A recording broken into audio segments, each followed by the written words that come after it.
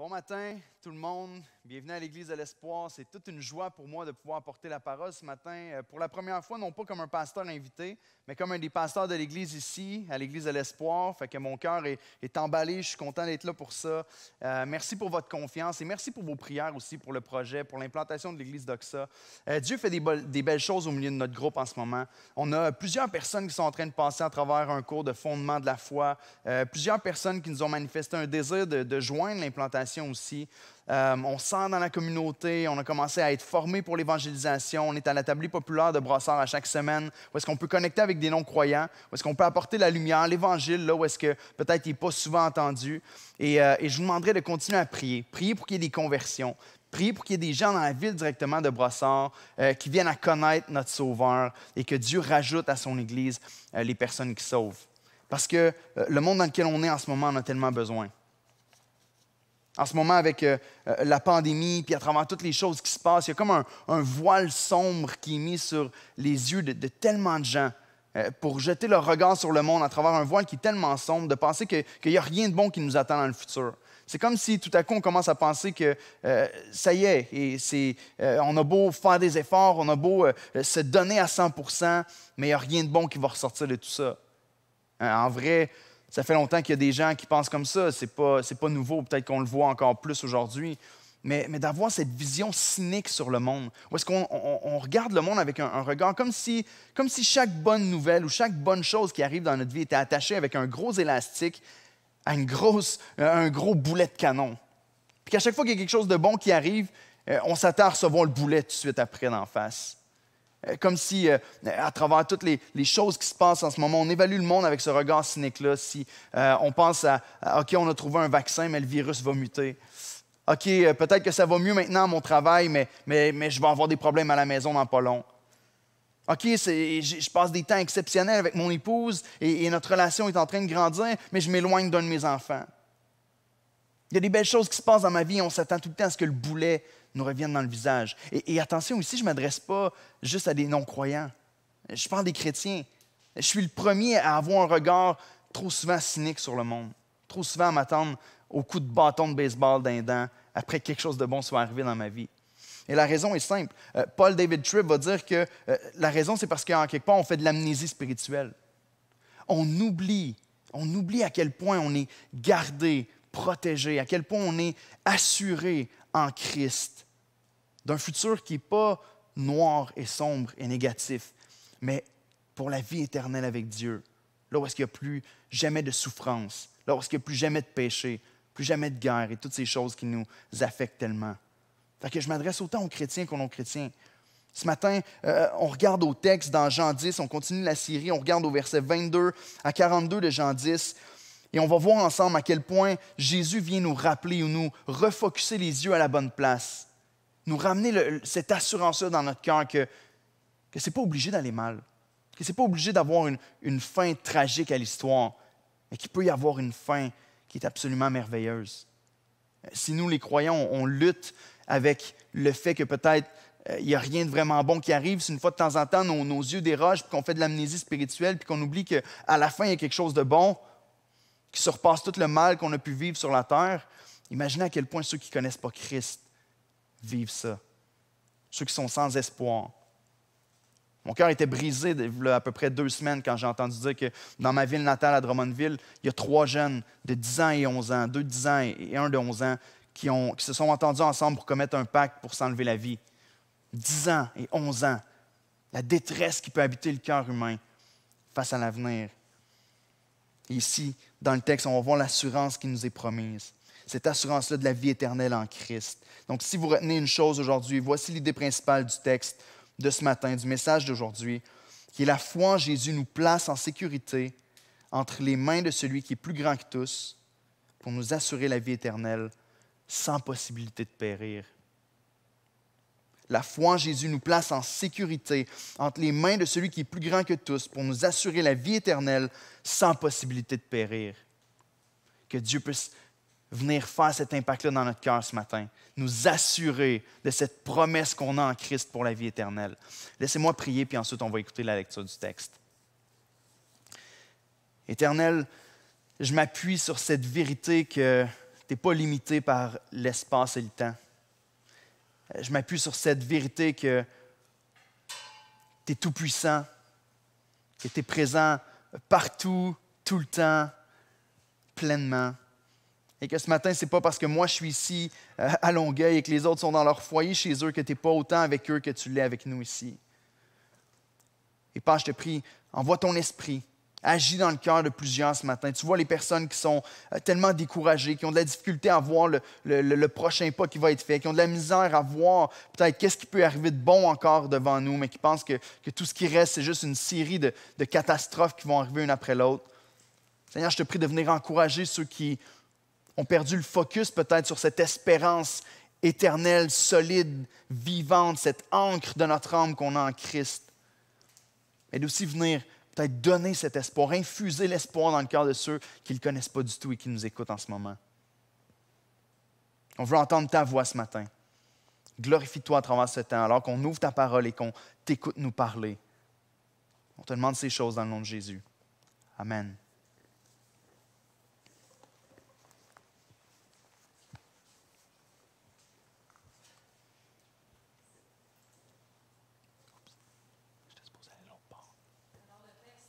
Cette semaine vient de l'Évangile de Jean, au chapitre 10, les versets 22 à 42, dans la nouvelle édition de Genève. On célébrait à Jérusalem la fête de la dédicace. C'était l'hiver. Et Jésus se promenait dans le temple, sous le portique de Salomon. Les Juifs l'entourèrent et lui dirent « Jusqu'à quand tiendras-tu notre esprit en suspens? Si tu es le Christ, dis-nous-le franchement. » Jésus leur répondit, « Je vous l'ai dit, et vous ne croyez pas. Les œuvres que je fais au nom de mon Père rendent témoignage de moi, mais vous ne croyez pas, parce que vous n'êtes pas de mes brebis. Mes brebis entendent ma voix, je les connais, et elles me suivent. Je leur donne la vie éternelle, et elles ne périront jamais, et personne ne les ravira de ma main. Mon Père, qui me les a donnés, est plus grand que tous, et personne ne peut les ravir de la main de mon Père. Moi et le Père, nous sommes un. » Alors les Juifs prirent de nouveau des pierres pour le lapider. Jésus leur dit, « Je vous ai fait voir plusieurs bonnes œuvres venant de mon Père. Pour laquelle me lapidez-vous? » Les Juifs lui répondirent, « Ce n'est point pour une bonne œuvre que nous te lapidons, mais pour un blasphème, et parce que toi, tu es un homme, tu te fais Dieu. » Jésus lui répondit, « N'est-il pas écrit dans votre loi, j'ai dit, vous êtes des dieux? » Si elle a appelé Dieu ceux à qui la parole de Dieu a été adressée, et si l'Écriture ne peut être anéantie, celui que le Père a sanctifié et envoyé dans le monde, vous lui dites, « Tu blasphèmes. » Et cela parce que j'ai dit, « Je suis le Fils de Dieu. » Si je ne fais pas les œuvres de mon Père, ne me croyez pas. Mais si je les fais, même si vous ne me croyez point, croyez à ces œuvres, afin que vous sachiez et reconnaissiez que le Père est en moi et que je suis dans le Père. Là-dessus, ils cherchèrent encore à le saisir, mais il s'échappa de leurs mains. Jésus s'en alla de nouveau au-delà du Jourdain, dans le lieu où Jean avait d'abord baptisé, et il y demeura. Beaucoup de gens vinrent à lui, et ils disaient, « Jean n'a fait aucun miracle, mais tout ce que Jean a dit de cet homme était vrai. » Et dans ce lieu-là, plusieurs crurent en lui.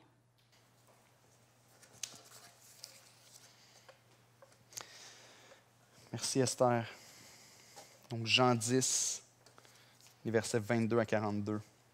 Ici, le verset central du texte, le verset qui vient nous mettre vraiment le cœur de ce que Jésus est en train de dire, est réellement le verset 28. Le verset 28 qui dit « Je leur donne la vie éternelle et elles ne périront jamais et personne ne les ravira de ma main. » Gardez ça en tête, OK? Alors qu'on développe le message et qu'on focus sur l'assurance qu'on a en Christ parce qu'on est ses brebis, on va développer le message basé sur ce verset-là. Avec le premier point tout simple, si je possède cette assurance-là, et comment je fais pour avoir cette assurance dans mon cœur que je possède cette assurance-là en Jésus? Je possède cette assurance lorsque j'entends sa voix. Suis-le. Versets 22 à 29. Ici, on nous dit qu'on est en train de célébrer une fête juive, la fête de la dédicace, et que c'est l'hiver, il fait froid. C'est pour ça que Jésus est en train de marcher dans le temple, sous le portique de Salomon. Et là, les gens viennent vers lui. Ils viennent lui poser cette question à laquelle ils veulent tous avoir une réponse depuis tellement longtemps. Ici, la fête de la dédicace, c'était une fête où est-ce qu'on célébrait la victoire qu'il y avait eue sur un homme qui s'appelait Épiphane, qui était venu et qui avait conquis Jérusalem, qui avait souillé le temple de Dieu, qui avait élevé des idoles dans le temple de Dieu à la place où est-ce qu'on adorait le Dieu d'Israël. Et le peuple juif s'était révolté, il était en colère parce que même les personnes qui pouvaient avoir un simple morceau des Écritures hébraïques étaient condamnées à mort si on le trouvait avec ça. Et tout à coup, il y a un groupe de Juifs qui a commencé à se rebeller, à se lever ensemble avec à leur tête Judas Maccabée, et ils ont renversé ces ennemis-là qui venaient dominer sur le peuple, et ils ont reconquéri le temple, et ils ont redédicacé le temple. C'est pour ça que c'est la fête des dédications. Ils ont reconsacré, resanctifié le temple à Dieu, et l'adoration a pu reprendre place. Donc, il y avait toute cette oppression qui était sur eux autres. Et gardez-le en tête, parce qu'on va le voir un petit peu plus loin, comment que ça prend tout son sens à travers Jésus. Mais il y avait cette oppression-là sur le peuple, parce que même si tu possédais un morceau d'Écriture, tu pouvais être condamné à mort. Et ils ont resanctifié le temple et ils ont retrouvé la liberté de culte.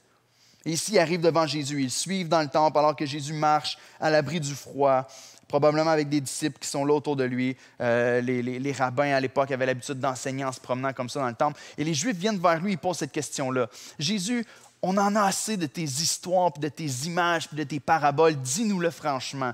Si tu es le Christ, fais juste nous le dire.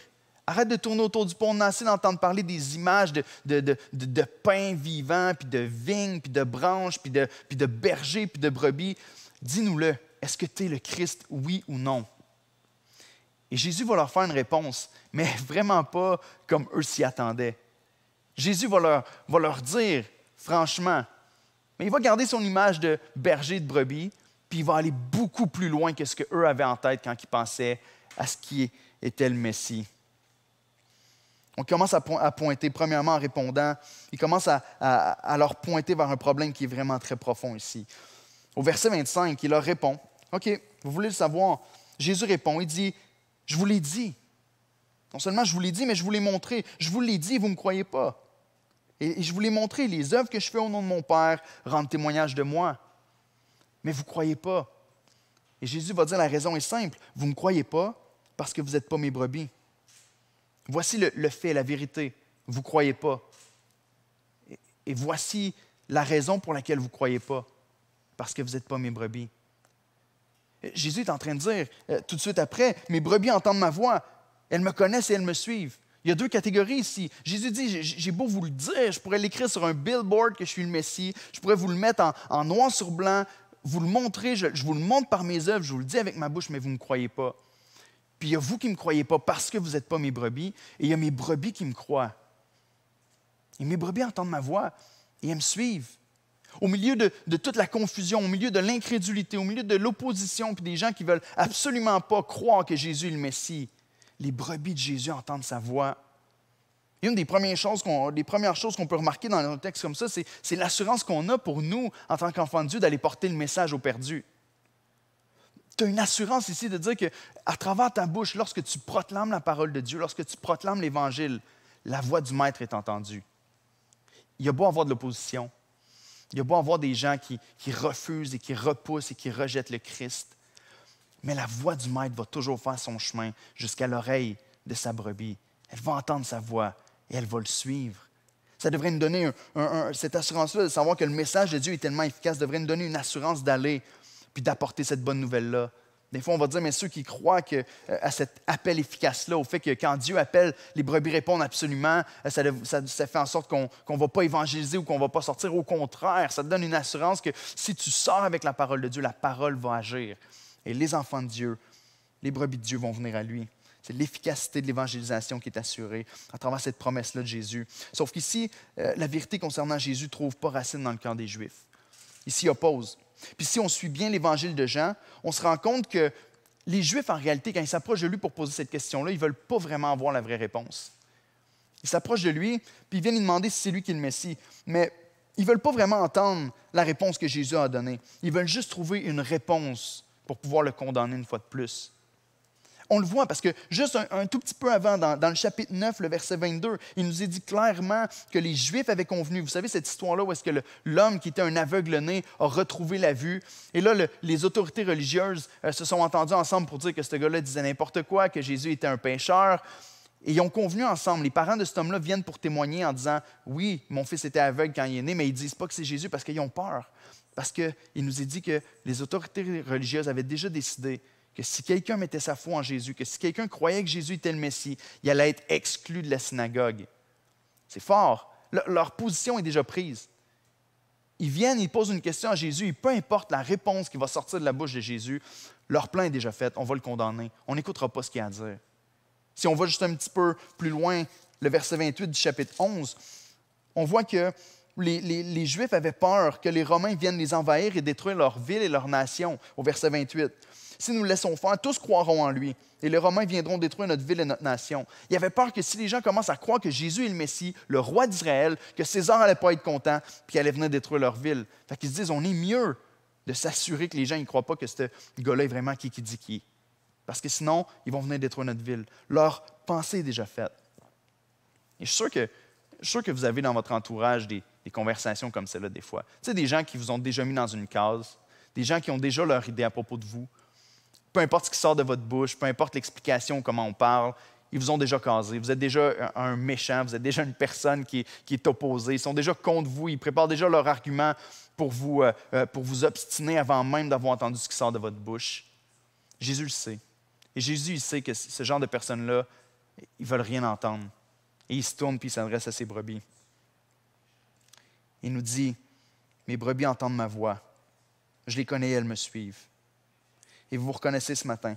Si vous êtes un disciple de Christ, vous lisez ce texte-là, vous entendez le message, vous reconnaissez qui est votre berger, vous reconnaissez sa voix, vous l'entendez, vous le suivez. Mais peut-être que pour toi, c'est la première fois que tu entends parler de Jésus aujourd'hui, que tu entends sa parole.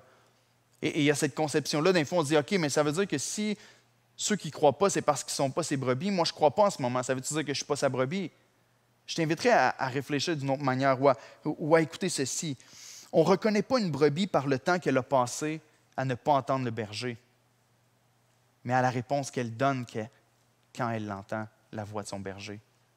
Je le répète, OK? On ne reconnaît pas une brebis par le temps qu'elle a passé à ne pas entendre la voix du berger, mais quand elle entend la voix du berger, qu'elle répond à cette voix-là et qu'elle le suit, on reconnaît que c'est une brebis de Dieu.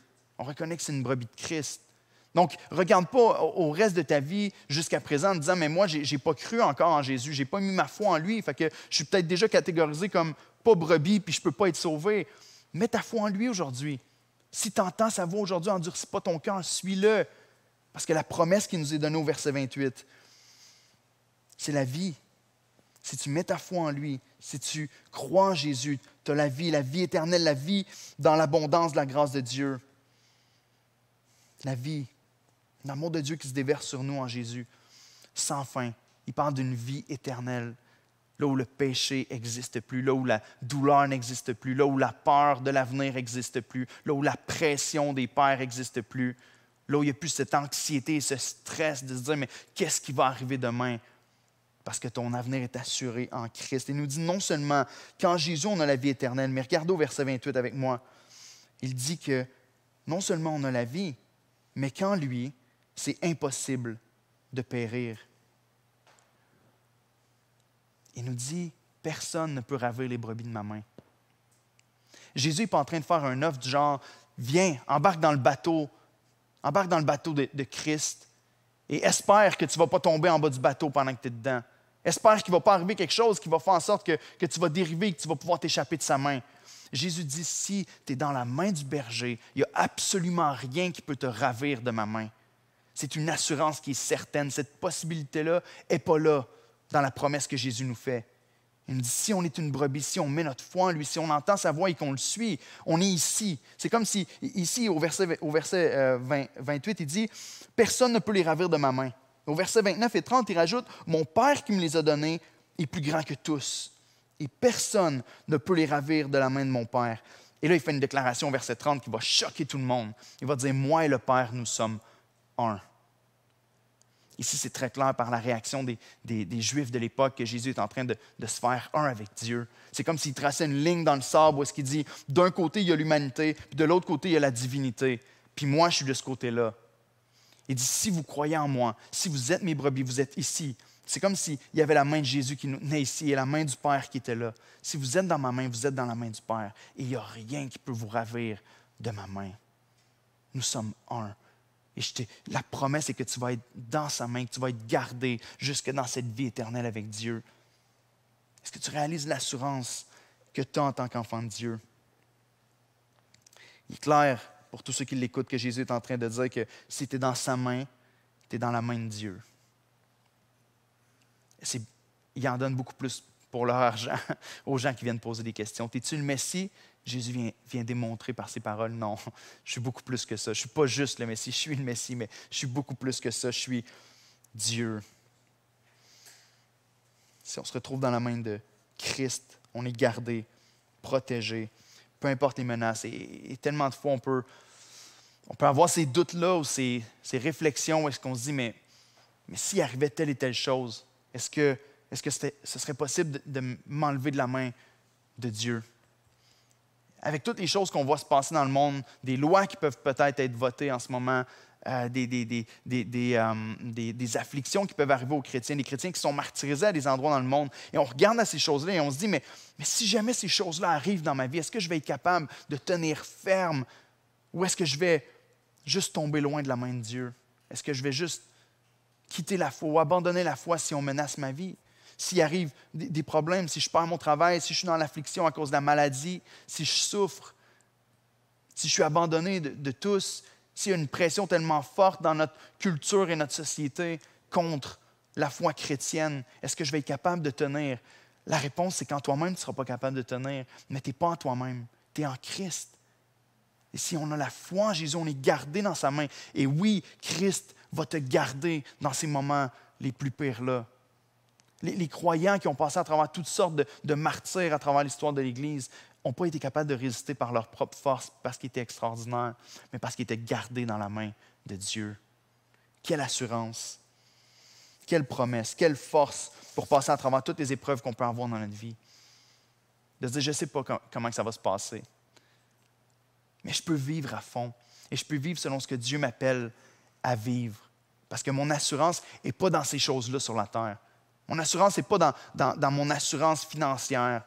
Mon assurance n'est pas dans l'amour que les autres me portent. Mon assurance n'est pas dans mon travail, mon ministère ou toutes ces choses-là. Mon assurance est en Christ seul. Il me gardera sans aucun doute. On est dans la main toute puissante du Sauveur.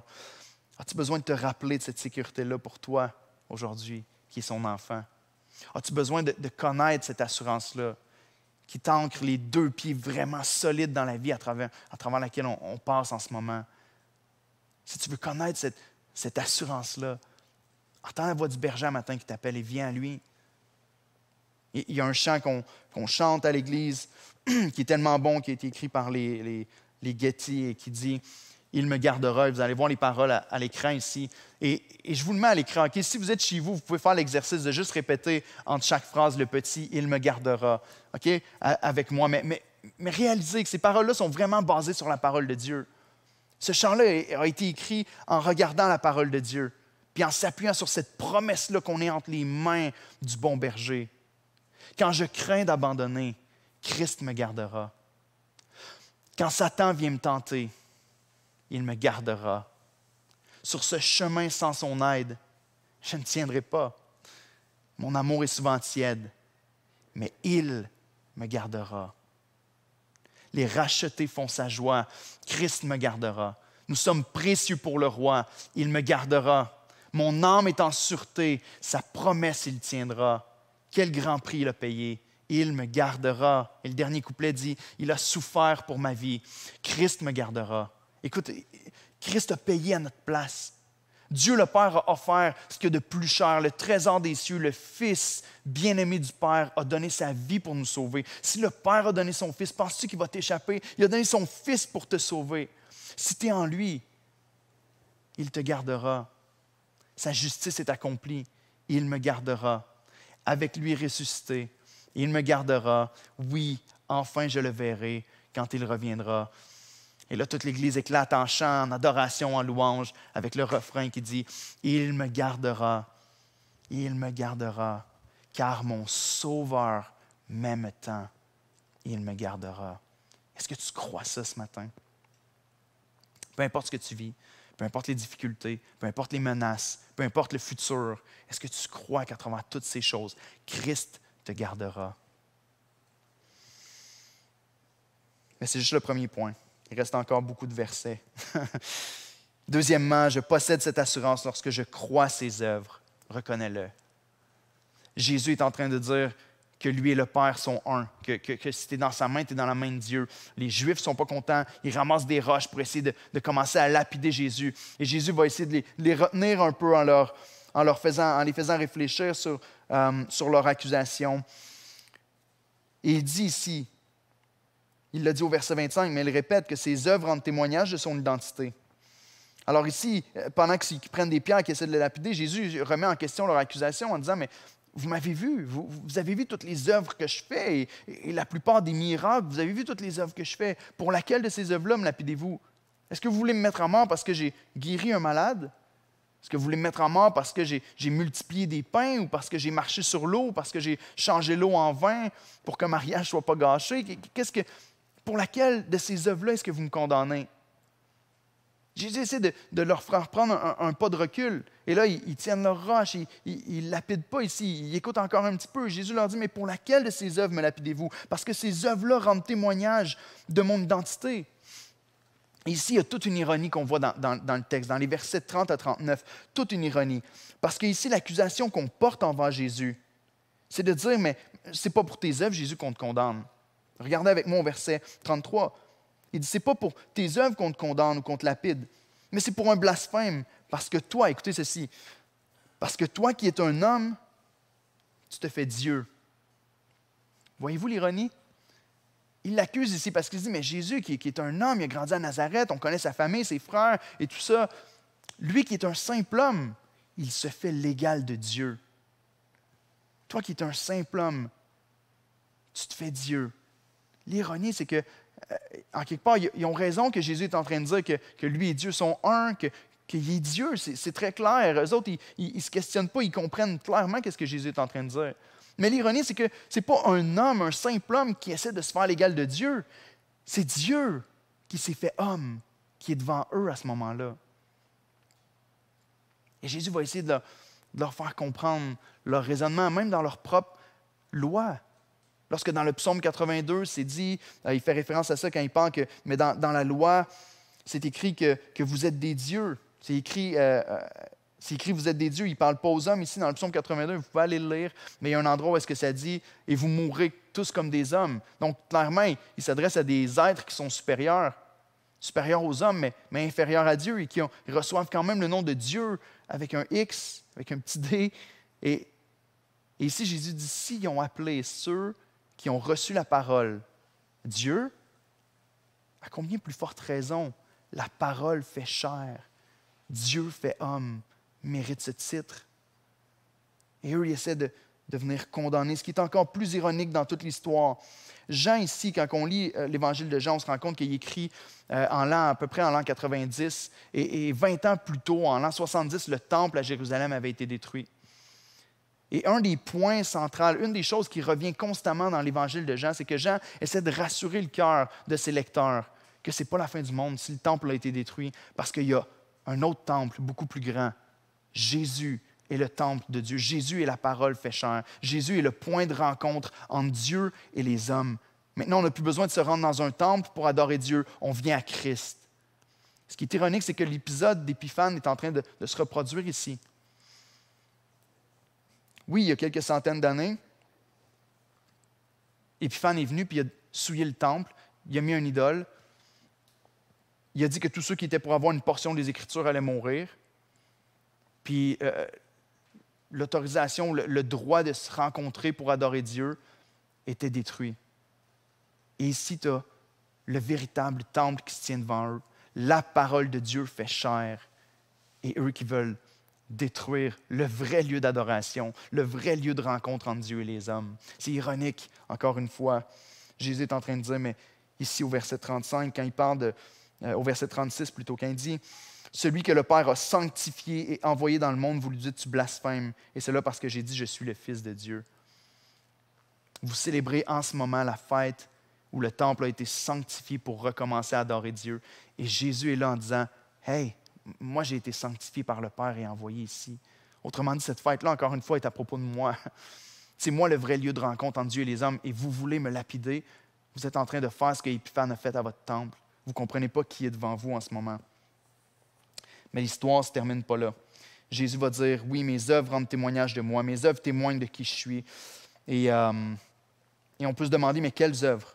Quelles œuvres est-ce que Jésus a faites pour témoigner de son identité? Entre autres, les œuvres dont les prophètes ont témoigné.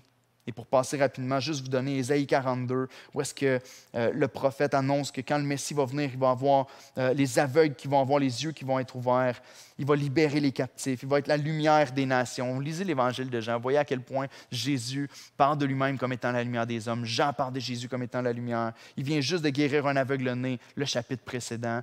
Clairement, il est en train de manifester les œuvres qui témoignent de son identité. Mais au-delà de ça, à travers l'Évangile de Jean, on voit que Jésus performe la guérison d'un aveugle-né. Il va guérir des estropiés qui étaient malades depuis 38 ans. Il va renvoyer libre des opprimés. Il va pardonner les péchés. La puissance de Jésus va se manifester sur les éléments de la nature comme changer l'eau en vin, marcher sur l'eau. Dans le chapitre 11, on va voir même qu'il ressuscite les morts. Clairement, les œuvres que Jésus fait, ce n'est pas les œuvres d'un simple homme, mais c'est les œuvres de Dieu. Il est en train de témoigner clairement. Crois à mes œuvres. Si tu prends le temps d'étudier les œuvres de Jésus, tu vas comprendre qui il est vraiment. Trop souvent, on le balaye du revers de la main. On a déjà fait notre décision à propos de lui. Jésus, les œuvres qu'il a accomplies manifestent de son identité. Dans Jean 20, versets 30 à 31, on va nous dire justement que tout l'Évangile de Jean a été écrit pour cette raison. Il va dire que ces choses ont été écrites afin que vous croyiez que Jésus est le Christ, le Fils de Dieu, et qu'en croyant, vous ayez la vie en son nom. Jésus a pris l'habitude de témoigner de son unité avec le Père, de comment lui et le Père sont un. Et je vous ai mis quelques versets rapidement à l'écran comme ça. Jésus dit, non seulement mes œuvres témoignent de moi, mais ce n'est pas la première fois qu'il dit, moi et le Père sommes un. Il dit en Jean 3,2, personne n'a jamais vu Dieu. Écoute, c'est fort comme déclaration. Personne n'a jamais vu Dieu, le Fils unique qui est dans le sein du Père et celui qui l'a fait connaître. Tu veux savoir qui est Dieu? Regarde à Jésus. Le Père agit jusqu'à présent, moi aussi j'agis. L'unité de ce qu'ils font. Tout ce que le Père fait, le Fils aussi le fait pareillement. Car comme le Père ressuscite les morts et donne la vie, ainsi le Fils donne la vie à qui il veut, puis on va le voir au chapitre juste après, afin que tous honorent le Fils comme ils honorent le Père. Je suis digne du même honneur que celui du Père. Celui qui n'honore pas le Fils n'honore pas le Père qui l'a envoyé. Car comme le Père a la vie en lui-même, ainsi il a donné au Fils d'avoir la vie en lui-même. Et dernièrement, ces œuvres même que je fais témoignent de moi que c'est le Père qui m'a envoyé. Non, il en reste un autre encore. Il en reste deux autres. Je ne suis pas seul, mais le Père qui m'a envoyé est avec moi. C'est pourquoi je vous ai dit que vous mourrez dans vos péchés. Car si vous ne croyez pas qui je suis, vous mourrez dans vos péchés. Jésus est très clair. Mes œuvres témoignent de qui je suis. Et si tu ne crois pas qui je suis, en regardant aux œuvres que je fais, il n'y a pas de possibilité d'être sauvé. C'est juste impossible. Si on voit que c'est ce qu'on saisit à propos de qui est Dieu, et ce qui nous amène à notre dernier point, ce qu'on saisit à propos des œuvres de Christ, des conclusions qu'on en tire, fait en sorte qu'on est assuré ou non d'être dans sa main et d'être gardé jusque dans la vie éternelle. Je passe directement au dernier point. Je possède cette assurance lorsque je reçois la vérité et la transmets. De réaliser que une des raisons pourquoi souvent on n'est pas en adoration devant Dieu, une des raisons souvent pourquoi on n'est pas émerveillé par qui il est, ou qu'on ne possède pas peut-être cette assurance-là solide en Christ, c'est peut-être qu'on a arrêté de regarder à ce qu'il a fait. Prends le temps d'ouvrir la Bible, regarde à ce que Jésus a fait. Et tu vas peut-être retrouver cette joie-là de ton salut, cette assurance-là que tu as en lui. Mais ici, il ne termine pas avec des gens incrédules. Si l'histoire se terminait au verset 39, on pourrait se dire, bon, c'est quand même une aventure assez plate qui s'est passée ici. Les gens n'ont pas cru, ils l'ont rejeté. Encore une fois, on nous dit au verset 39 qu'avec ce que Jésus vient de dire en disant que lui et le Père étaient un, ils ont cherché à le saisir, mais il s'est échappé. Il nous donne les versets 40 à 42. Jésus s'en va de nouveau au-delà du Jourdain, dans le lieu où Jean avait d'abord baptisé, et il demeura. Beaucoup de gens vinrent à lui, ils disaient, Jean n'a fait aucun miracle. Mais tout ce que Jean a dit de cet homme était vrai. Et dans ce lieu-là, plusieurs crurent. Jean termine avec un espoir extraordinaire. Jean termine en disant, ça finit pas là, OK? Parce qu'il n'y a pas juste ceux qui ne sont pas mes brebis qui refusent, qui rejettent, qui repoussent et qui ont déjà décidé de me condamner. Mais il y a ceux qui décident de mettre leur foi en Christ. Il y a ceux qui croient. Il y a mes brebis qui entendent ma voix. Et quand ils l'entendent, ils croient. Et ici, dans les versets 40 à 42, des petites pépites d'or pour lesquelles mon cœur était tellement encouragé cette semaine pendant que j'étudiais le texte. Il nous est dit que beaucoup de gens croient en lui. Plusieurs croient en lui. Beaucoup viennent à lui et plusieurs croient. Et 3 choses qui m'encouragent super gros. Premièrement, ils viennent à Jésus à cause du témoignage de Jean-Baptiste. C'est Jean-Baptiste qui a prêché dans cet endroit-là au Jourdain. Et le témoignage de Jean-Baptiste est resté, puis il y a eu un impact. Puis Jésus arrive, puis ces gens-là se rappellent du témoignage que Jean-Baptiste a rendu de Jésus. Puis ils croient en lui. Deuxièmement, une chose qui m'encourage, c'est que le ministère de Jean a eu un impact que lui-même n'aura sûrement jamais vu. Et c'est encourageant pour mon cœur. C'est encourageant, ça devrait être encourageant pour chacun de nos cœurs en tant qu'enfant de Dieu. Tu peux partager la parole de Dieu avec des gens autour de toi. Tu peux partager la parole de Dieu avec ta famille, avec des amis. Puis jamais voir de fruits. Puis te demander, ça a-tu servi à rien tout ça? Mais s'il est clair que le témoignage que Jean-Baptiste a rendu a porté du fruit, même si lui, il ne l'a probablement jamais vu. Et la dernière chose, c'est juste l'héritage, tout un témoignage à la fidélité de Jean. Ce serait tellement une phrase que j'aimerais voir sur ma pierre tombale un jour. Si ma femme m'écoute en ce moment, elle retient ça. Mais ici, au verset 41, quand il dit tout ce que Jean, ce que les gens ils donnent comme témoignage de Jean-Baptiste, c'est que tout ce que Jean a dit de cet homme était vrai. Jean n'a pas été celui qui a fait toutes sortes de miracles puis qui a été vu comme un gars tellement extraordinaire puis tellement cool que les gens applaudissaient. Jean était un gars bizarre qui prêchait dans le désert habillé avec une peau de chameau et qui prêchait la repentance. Mais lorsque les yeux des gens se sont ouverts sur Jésus, on dit « Tout ce que cet homme-là nous a dit était vrai ». Ma prière est que Dieu élève encore aujourd'hui des hommes et des femmes qui vont avoir ce cœur-là, de dire « Peu importe ce que les gens pensent de moi ». Ou est-ce qu'on va avoir des églises où les gens, et peut-être des pasteurs qui peuvent m'écouter en ce moment, de dire on ne veut pas avoir des églises où tout ce qui compte, c'est que les gens qui viennent en avant ont une certaine coolness, puis qu'ils sont vraiment à la mode et qui sont vraiment drôles. Et on ne veut pas juste faire du divertissement quand on fait l'Église. On veut prêcher la parole de Dieu fidèlement parce qu'on croit que c'est ce message-là qui sauve des vies. Et ma prière, c'est que Dieu élève des gens comme Jean-Baptiste, qui proclament la parole de Dieu fidèlement et qu'on puisse rendre ce témoignage-là de nous. Ces personnes-là, c'est des gens qui disaient la vérité à propos de Christ, même s'ils n'ont pas été des gens extraordinaires et qui faisaient des miracles. Oui, Jésus est le Fils de Dieu. Oui, Jésus est l'agneau de Dieu qui ôte le péché du monde, en qui se trouve le salut. Ma prière est que ce soit la même chose même avec l'Église de l'Espoir ici. Que peut-être un jour, le témoignage qui soit donné de cette Église, ce ne soit pas de dire cette Église-là, c'est une Église où il se passe toutes sortes de miracles. Parce qu'on va écouter un temps de louange maintenant, puis où est-ce que les musiciens sont tellement rock-on, sont tellement cool. Les choses qui se passent sont tellement hype. Tu vas à cette Église-là, puis tu es ébloui en disant c'est tellement génial et divertissant d'aller à l'Église de l'Espoir. Mais où est-ce que les gens vont rendre ce témoignage? L'Église de l'Espoir, c'est une Église où est-ce que tout ce qui est dit à propos de Jésus est vrai, puis que la fin du verset 42 s'applique pour la ville de Longueuil. Et plusieurs dans ce lieu crurent en lui. Amen. Laissez-moi prier et on va chanter quelques chants. Éternel, je te remercie pour ta parole puissante. Je te remercie pour cette assurance-là qu'on a en Jésus. Oui, c'est vrai, si on met notre foi en toi, si on répond à ton appel, si on entend ta voix et qu'on te suit, on a cette assurance-là qu'on est entre les mains de Dieu, qu'on est protégé, qu'on est gardé, qu'on est préservé jusque dans la vie éternelle et qu'on n'a pas à craindre de tomber loin de toi, qu'on n'a pas à craindre, Seigneur, que les événements qui vont arriver dans notre vie autour de nous vont nous amener à nous éloigner de la seule vraie assurance qu'on possède. Parce que ce n'est pas nous et dans notre propre force qu'on est gardés, mais c'est toi qui nous tiens dans ta main jusqu'au bout. Seigneur, que nos cœurs se réjouissent et qu'on puisse même être encouragés à aller vers les autres avec le message d'espoir qu'on a en Jésus. En sachant que lorsque tes brebis entendent ta voix et te suivent, Seigneur, de savoir que ce n'est pas parce qu'on prêche bien ou parce qu'on on est des bons apologètes, mais parce qu'on prêche ta parole, Seigneur, que tes brebis entendent ta voix et qu'ils te suivent. Fais ton œuvre, Seigneur, que ici dans la ville de Longueuil, dans la ville de Brossard, sur la rive sud de Montréal, on peut s'entendre dire que dans ce lieu-là, beaucoup crurent en ton nom à cause du témoignage de tes disciples fidèles. Amen.